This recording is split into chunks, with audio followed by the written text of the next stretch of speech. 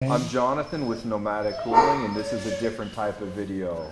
We're here at Labs and More Dog Rescue in California, and let's show you around.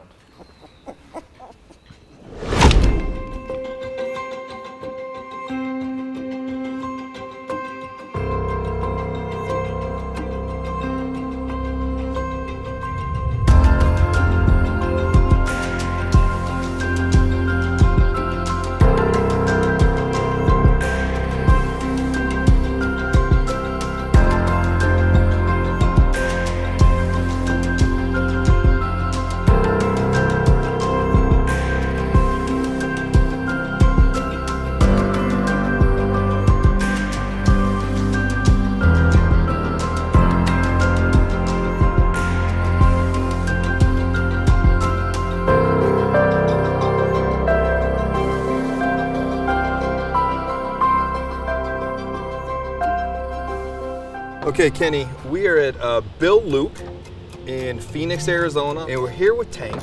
Tank has sold this glorious van over here to our favorite dog charity. And basically what's gonna go on here is we're gonna pick it up from here. We're gonna build this thing out. We're gonna put cold air technology in it. We're gonna put the batteries in it. We are then gonna drive this thing all the way to Oceanside, California.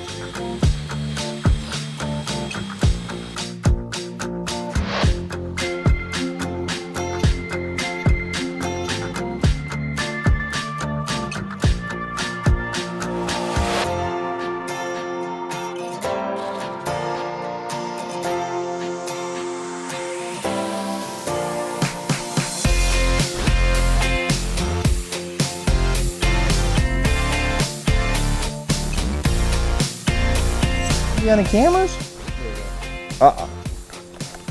We're good? Is it good?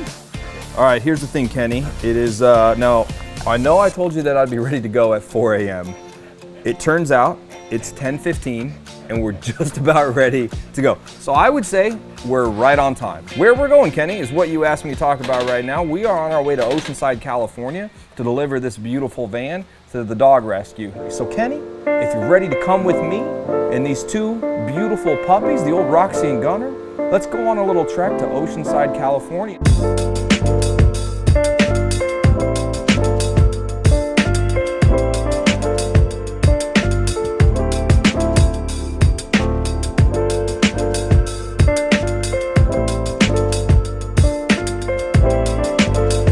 For the past 10 years, I had a 40-foot diesel pusher RV, and it had just gotten old, and it was bulky, and it was just getting to where it couldn't be driven. It was always constantly breaking down. So Diane and I, the vice president, we decided that, you know what, we need a van. She likes to have a van. We needed a larger van with a high roof. We could get anywhere from 6 to 10 crates in there because we want to use it to take dogs to the vet. We want to go to shelters. And, you know, the biggest problem with the van is when you go to a shelter or you go to the vet, you got to leave the dogs inside. And we needed some way to have the rear area cooled. So I just Googled, you know, I need a van with a DC battery rear air, and boom, I saw the video of Jonathan doing a van and putting there. I go, that's what I want. Chrysler dealership was, what, 15 minutes from you guys? And we coordinated it all. It was fantastic. I mean, I was really stoked. You know, we may go have 9 o'clock to pick up dogs. The people are busy. It's another 45 minutes, an hour or so forth. She's already got dogs in there. We need some place where she doesn't have to leave the car running, be running back and forth, and it can run off the battery. Dogs are comfortable, dogs are safe. And that's the main reason. It really makes us rescuing more efficient and effective. Arugula. Arugula. Who came up with this name of the arugula? What it is we have a list. We have a list, And then we sell the right to name dogs too, to raise money. Right. Well, whoever named them arugula better pay double, okay? Yeah. Now, she may growl a little bit, Okay. but it's okay, sweetheart. It's okay. There's a fan on the shelf here or a little heater. Good girl. Good girl. It's a good girl. Yes.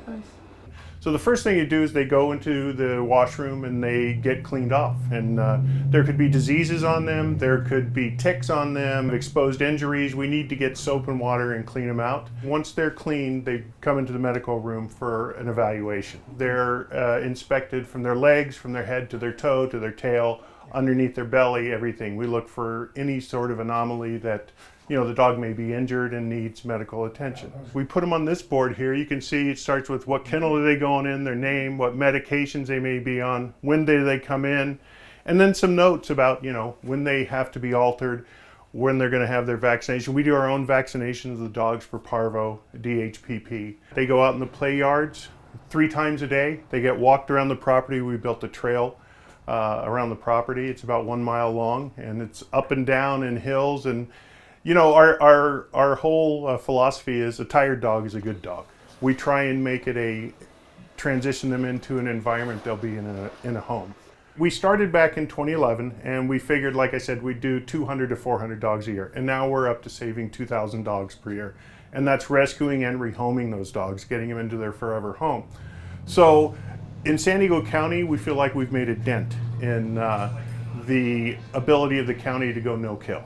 And so since there's no kill here and mostly a dog is safe and isn't going to be euthanized, we go to the surrounding counties, Imperial County, Riverside County, San Bernardino, where they still have high kill shelters. And we pull the dogs from there. We also go into Mexico and scoop the mamas that are ready to deliver, because especially now it comes fall and winter, the rains start. I mean, these mamas are pregnant, they're scared. I mean, we've literally had where they're in a culvert and the water's rising, the puppies are floating away, and our rescue partners got there just in time to pull them out and get them up here. Most of the times we get the mamas up here. Some of them deliver on the way here to the organization. Some of them within hours they get here, and we've got 13 more puppies, or we've got 9 puppies. Some of them don't make it because of the stress they're under. So that's one of our goals, is to make sure we save as many as we can. That's what we want to do. We actually have other rescue organizations like Rancho Coastal, Helen Woodward, San Diego Humane Society. They call us if it's a severe medical case, because we will at least give the dog a chance. Some dogs will come in, they have been shot, they've been stabbed, they've been physically beaten. We've had dogs that have chemical burns. People have tried to burn them. We also get quite a few bait dogs. I don't know if you've heard of bait dogs. Bait dogs are where people who fight pit bulls, they will scoop up other stray dogs off the street, and it's basically the pit bull sparring partner. And they'll put it in with a couple pit bulls, and whatever happens, happens. So we try and get those dogs, and you can tell those dogs have marks and scrapes all over them. And those are the types of cases that we'll get. First thing you do is call labs more, and 9 out of 10 times we go get the dog. It's been a lot of satisfaction in seeing how this has grown. It got way out of hand to me. I mean, it got crazy. From 200 to 2,000, it's gotten 10 times more than we ever thought it would be. Kenny, first of all, we are exactly, I figure, 10 hours late to being here on time, which is pretty adapt for us, because we're not good at maps or being places on time. So we never got yelled at, and the biggest smile when we came to the gate and they opened the gate for us. That I want to say. The other thing I really want to point at is that 2,000 dogs a year, $1.5 million being spent on that. And the gentleman behind me never once asked for a discount. Now, you may say that's strange, but we get hit up all day by something called social media influencers who are doing absolutely nothing but standing in front of a camera, and they want free everything. You have a man standing behind me and all the people around here that support this, that are doing this for such a great cause, and they never asked for anything. And I personally was very moved by that. And when I'm so moved by that, I called up Dometic and asked them if they wanted to donate an air conditioner to this charity, and they said absolutely yes. He doesn't even know that. No. Had no idea. And I also am so moved by being here and seeing the puppies that they just showed me right over here.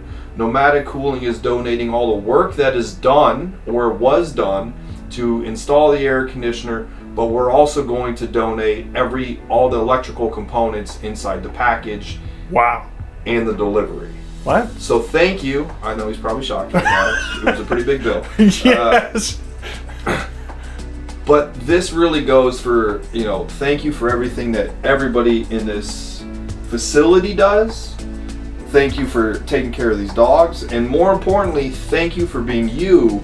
And honestly, you've been so great to work with and not asking for something for free or even a discount. In this case, it was just so inspiring to me and everything you guys do here.